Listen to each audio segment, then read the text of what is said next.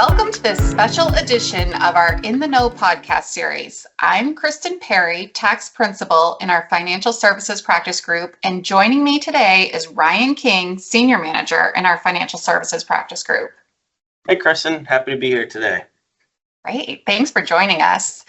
So today we're excited to be sharing some highlights and key takeaways from a recent conference that Ryan and I attended along with a couple of other members of our team in early November. It was the Bank and Capital Markets Tax Institute.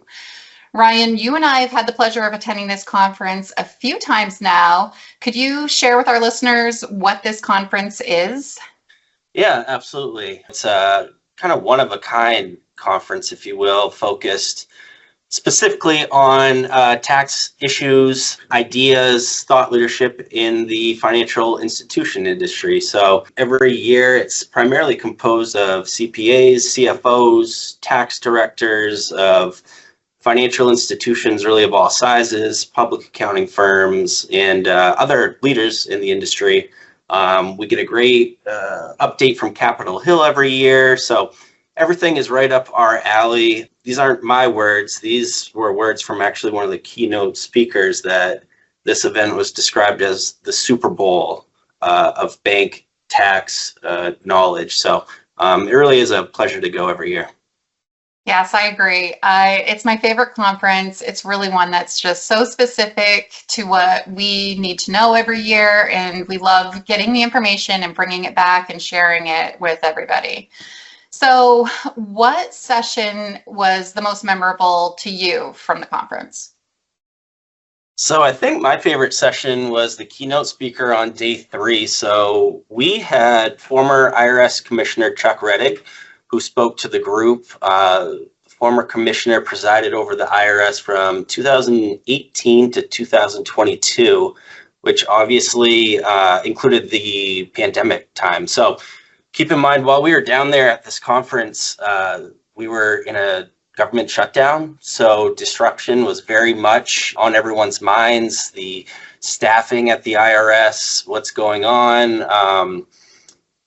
His insight was specific to kind of humanizing the folks at the IRS and his experience being COVID, and then kind of relating that to what's happening now where, we're going through the shutdown, but we're also looking at significant tax legislation that was just recently enacted, and the guidance that we're waiting on from the IRS with the upcoming filing season. And he just gave some real great behind the scenes looks at, what does happen in times like this. And I think it's really easy and natural for us to get caught up in the numbers, the journal entries, the code sections, everything accounting. And we love that. But this one stood out to me particularly because it was just different.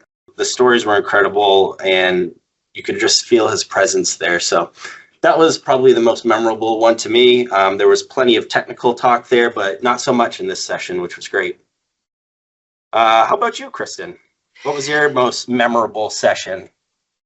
So similar to you, I think my most memorable session was also one that was away from the nitty-gritty of the code sections and the One Big Beautiful Bill Act of 2025, which I know we'll talk a little bit about. But definitely what stood out to me was a keynote speaker, and mine was Dave Martin, who is the co-founder of Bank Mechanics. He was incredible. He had a very early morning session at the start of a very long day in the conference and brought a significant amount of energy to kick off, and his focus was on leadership and culture. And one of the things that he said, one of his sort of famous quotes, I guess, is that most people hate only 2 things. The first one is change, and the second one is the way things are. And for some yes, for some reason that quote just really hit home for me, because I think that we feel it in our own daily lives and we see it with our clients, and it just felt sort of authentic and true, even though, the room really sort of burst out in laughter a little bit because it seemed unexpected. People tend to resist change. I think that's just natural, but people also complain about the way things are currently. So Absolutely. you can't really have it both ways. You either need to, be ready for change or be accepting of the way things currently are. One of the reasons why this keynote speaker really resonated with me and the whole idea of change resonates with me is because we really field a lot of questions about changes in software and processes, particularly around core conversions. And some of those are really significant. It's a big overhaul, and you need to have all employees sort of engaged and accepting of the direction that you're going in. But it can also be just really taxing and exhausting. And it's hard, and I think we all deal with it. I know just personally we go through a lot of software change, and once we get used to doing something, it sometimes gets taken away, and we may like it. Even if the new product is better, it sometimes takes us a long time to sort of see the forest through the trees, I guess you could say. Absolutely. I really agree with your points on change there. And I think to even bring it back to what the speaker was there for was a talk on leadership and culture and, tone at the top and getting buy-in for change. So great points there. It kind of was a good segue into some of the other things that we learned, which, we both attended a session on generative AI. I think we both know that you can't go to a conference nowadays and not have a focus on generative AI. So there's definitely an increased focus, and more industries are finding ways to use it. Absolutely. Yeah. What ways are you seeing financial institutions implementing AI, or, what were some of the main focuses of the presentation with respect to generative AI? Yeah, I think it's still just new, and there's more platforms being developed all the time, but we heard a lot of buzz around contract and vendor analysis, lease tracking. We even heard things like commercial loan analysis and benchmarking and new account onboarding, which I thought was interesting. And that's just all in addition to the tools that we already are seeing more regularly, like writing emails and managing a calendar and writing a presentation, note taking. All the personnel productivity type tools are there, and it seems that those are becoming pretty regular in the industry. But some of these other things that they were talking about, I hadn't really thought about, and thinking about how banks might be using it in their compliance areas, or especially with like loan ops or deposit ops. It was interesting, and I do think that we'll see more and more. It's here to stay. It's not going away. I don't think we can fight it. I think it's one of those things that that keynote speaker was speaking to, and it's all about how we embrace it. And, of course, within reason and making sure that there's appropriate security around it. But it was exciting, and I really liked hearing more about that. Yeah, absolutely. Do you think AI will be recording this podcast for us next year? Did they say anything about that?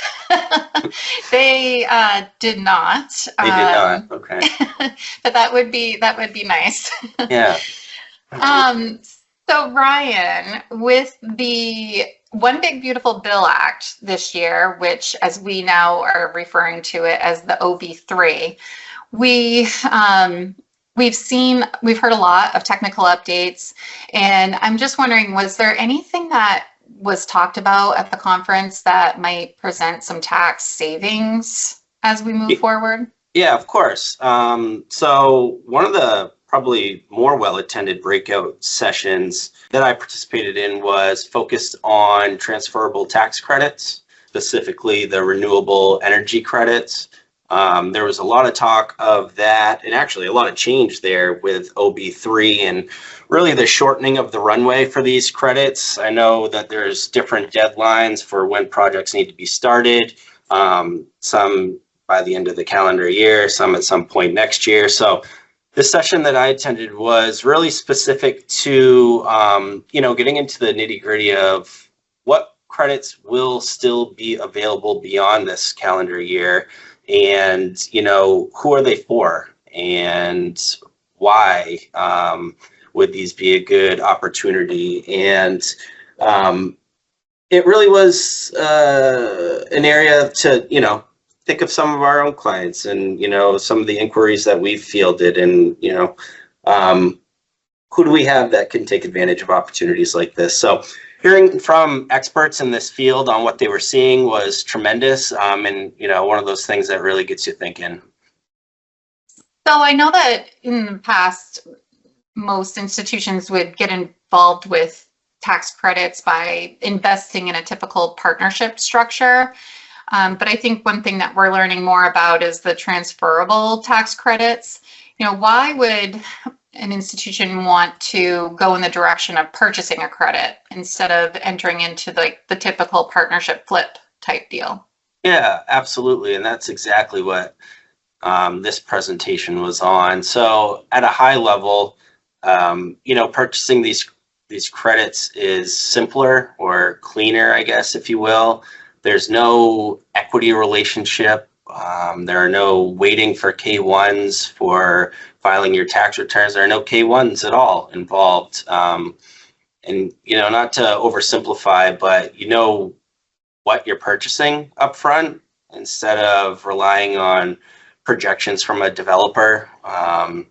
So you can avoid long-term commitments with, I would say, less risk and or complexity, which I think a lot of clients, now that they're kind of coming to terms with what this program actually is finding it quite nice in comparison to some of the equity investment structures that they've been involved with in the past. Have you seen anything in terms of what the trends are for pricing on these? Yeah, so how dare you ask me? I'm going to get in trouble. Someone's going to run with this. So yeah, there was some, pricing included in this presentation, but granted, this was at a certain date and time. They were suggesting that certain credits, so we're talking investment tax credits, could go anywhere from 87 cents to 94 cents on the dollar, subject to many variables, how much credit you're purchasing, what time of the year you're purchasing, the amount of due diligence required, the amount of insurance or risk that you want to take on. So a lot of different levers, but just as a high level ballpark figure, that was what they were suggesting at the time. I will say, though, that the consensus was this is generally a better time of year, or they're experiencing a better market for buyers. There was a comment made that the market is softening to an extent because they're seeing non-financial institutions looking at their future tax exposure as a result of OB3 and realizing that their exposure is likely to come down, meaning potentially less buyers in the space, which therefore would favor those that are looking to purchase credits. So definitely an interesting area that I think is ripe for the picking, and I'm hoping that we can become more involved in that space. Were there any other changes from OB3 impacting these types of credits? Yeah, one of the things mentioned was, these credits, typically the general business credit limitations can be carried back for 1 year. There's a special 3-year carryback specific to some of the credits that can be purchased. So, if you reach your credit capacity in any year you purchase the credits, you can go back up to 3 years to claim a refund and get that process started. Very interesting. Yeah. How about you, Kristen? I know that there was a lengthy session on community banking update. Wondering what some of your takeaways were from that session. Yeah, so I did attend a day-long community bank update the first day that we were there. And the focus was mainly on what is coming down through the OB3.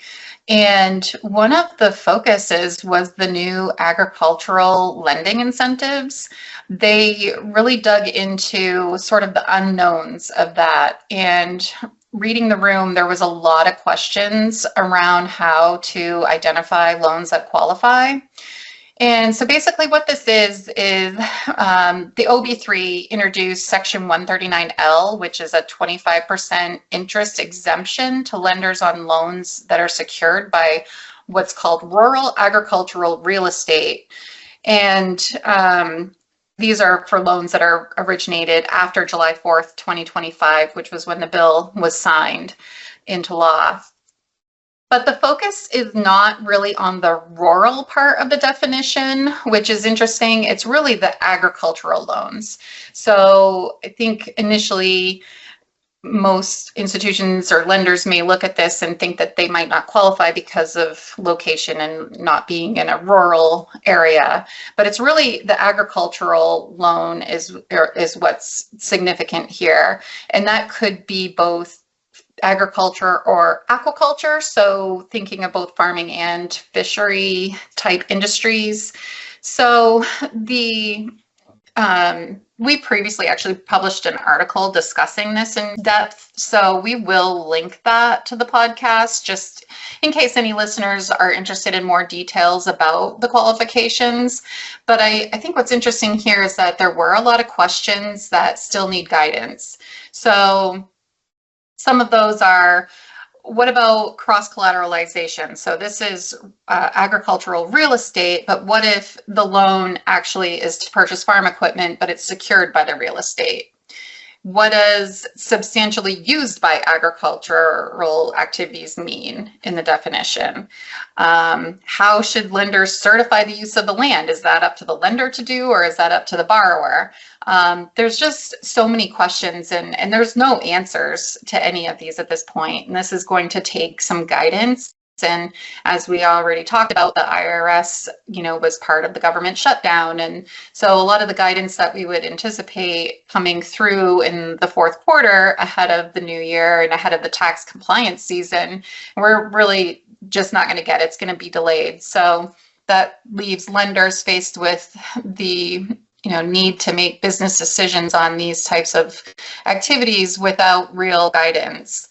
But they were great questions, and I think it was a good opportunity for just players in the industry to talk about it, and just kind of start to figure out how these are going to be looked at and tracked. Absolutely. So definitely still some questions out there to be answered. Let's say I'm a financial institution, though, that knows I have, a fair amount of agricultural lending that may be subject to this tax exemption. Is there anything else I would need to be aware of other than, potentially looking forward to see that we have the capacity to gather the information needed? What other thought considerations are out there? Yeah, so it's a good question. So if you do find that you have these loans, the treatment for it is going to be a permanent difference for tax provisioning purposes, because that 25% of the interest income that's tax exempt is going to need to be added back to your tax provision. And as a result of that, the IRS is also going to apply Section 265B rules, which prevent lenders from deducting interest expense that is allocable to tax exempt income. I know that's a mouthful, but basically, a portion of the borrowing costs that are tied to tax exempt loans and loan interest income is disallowed. And for those of our listeners that are familiar with this rule and how it applies to tax exempt municipal investments, they know that this calculation can be complex, and but that it does have a purpose. So the other question here is whether or not this is considered bank qualified or non-bank qualified, because that is a different calculation depending on that answer. The guidance for these agricultural loans does not address that issue. So the new section has a specific disallowance for the 25% income exclusion. And the consensus in the room at the conference was that because of that specific discussion in the new section, the actual agricultural loans, the basis of those loans, will not be considered bank qualified.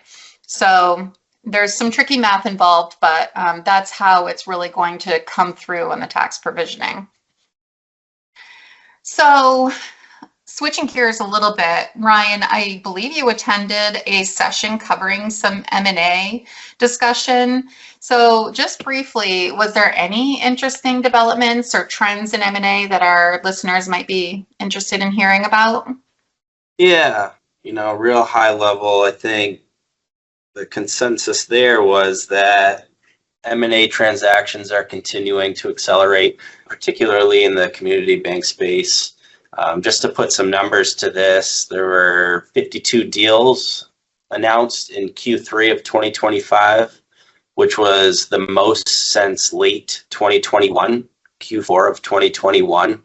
So certainly accelerating. I think a lot of this, many factors, regulatory environment, increased compliance costs, technology costs, certainly a consideration, and thus more pressure to scale. So again, staying high level, that was kind of the trend that they were digging into. But yeah, interesting stuff all around. I always love sitting in on those sessions and hearing what the experts have to say, right? Yes, absolutely. So I know we covered a lot of important ground from the conference today, and I will say there were so many other excellent topics and developments, but it would be impossible to try and cover it all in this podcast. We are currently on tour with our clients, going over these and other planning strategies. And, we invite you all to also just submit any questions or comments that you have in our Ask the Advisor feature, which we'll link to the podcast. Or you can always reach out to Ryan or me. We would be happy to continue the conversation. And we thank you so much for joining us. Thank you, Ryan, for joining us. Yeah, it was a blast. Let's do it again soon. Yes, absolutely. And we hope that you'll join us again to stay in the know.